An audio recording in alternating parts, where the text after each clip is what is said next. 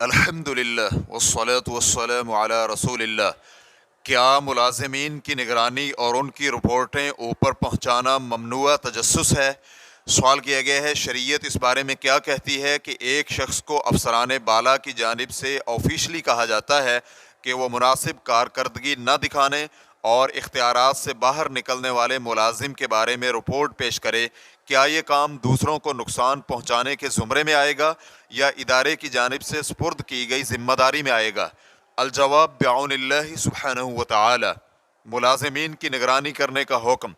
مزدوروں کی نگرانی کی ذمہ داری لینے میں کوئی حرج نہیں ہے، نہ ہی ان کے کام سے متعلق غلطیوں اور کوتاہیوں کی اطلاع دینے میں کوئی حرج ہے۔ البتہ یہ ہے کہ جو کام وہ خفیہ رکھنے کی کوشش کرتے ہیں ان کے بارے میں جاسوسی نہ کی جائے، کیونکہ جاسوسی کرنا منع ہے، جیسے کہ فرمان باری تعالیٰ ہے یا ایھا الذین آمنوا اجتنبوا کثیرا من الظن ان بعض الظن اثم ولا تجسسوا ولا يغتب بعضكم بعضا أيحب أحدكم أن يأكل لحم أخيه ميتا فكرهتموه واتقوا الله إن الله تواب رحيم۔ اے ایمان والو، بہت سے گمانات سے بچو، یقیناً بعض گمان گناہ ہیں۔ جاسوسی نہ کرو اور نہ تم میں سے کوئی دوسرے کی غیبت کرے۔ کیا تم میں سے کوئی پسند کرتا ہے کہ اپنے مردہ بھائی کا گوشت کھائے تو تم اسے ناپسند کرتے ہو؟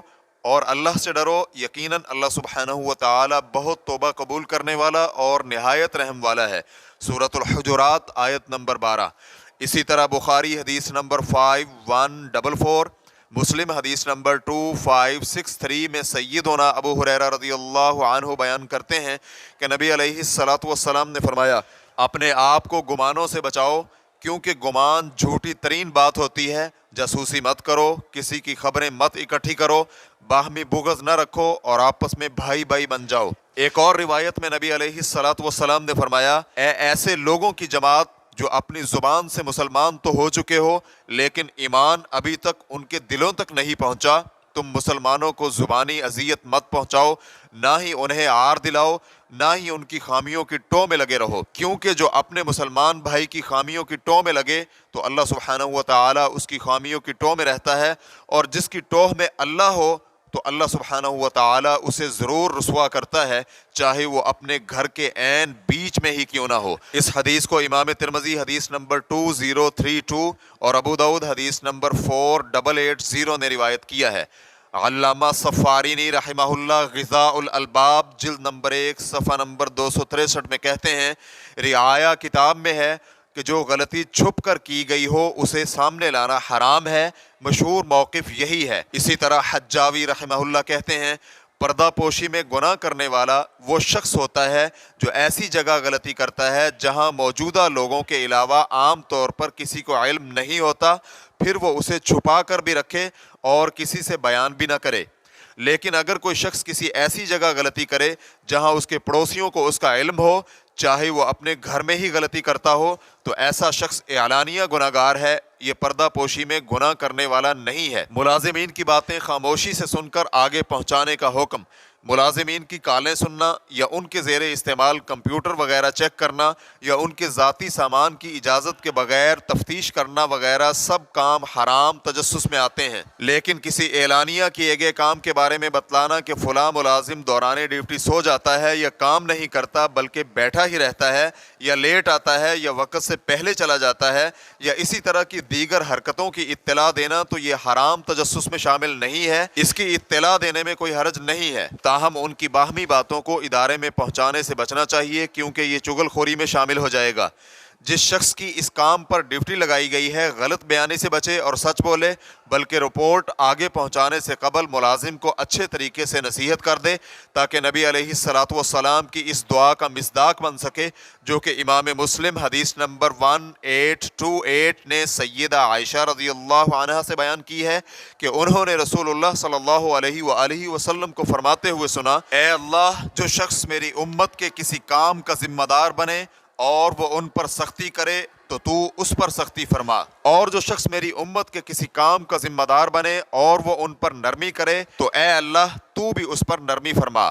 ایک بار شیخ ابن عثیمین رحمہ اللہ سے پوچھا گیا، میں ایک ادارے میں بطور نگران اور انچارج کام کر رہا ہوں، ملازمین کی نگرانی میری ذمہ داری میں شامل ہے، ادارے کے مالک کے سامنے ماہانہ رپورٹ پیش کرتا ہوں اور اس رپورٹ میں وضاحت کرتا ہوں کہ فلاں شخص غیر حاضر ہے یا لیٹ ہوا ہے یا فلاں کام میں غلطی کی ہے، میں مالک کے سامنے ساری وضاحت کر دیتا ہوں تاکہ اسے خرابی کا علم ہو اور اس کی درستگی کے لیے اپنی ثوابدید پر اقدامات کرے۔ کیا مجھے اس کام پر گناہ ملے گا؟ حالانکہ میں ملازمین کو پہلے متنبع کر دیتا ہوں کہ آپ اپنی حالت سدھار لیں، وگرنہ میں مالک کو بتلانے پر مجبور ہو جاؤں گا، لیکن میری تنبیہ ان کے لیے کوئی فائدہ مند ثابت نہیں ہوتی۔ مجھے میرے کام کے بارے میں حکم بتلائیں۔ تو شیخ رحمہ اللہ کا جواب تھا، سائل کا کام اور طریقہ کار بہت ہی عمدہ ہے، اس پر اسے ضرور اجر و ثواب ملے گا۔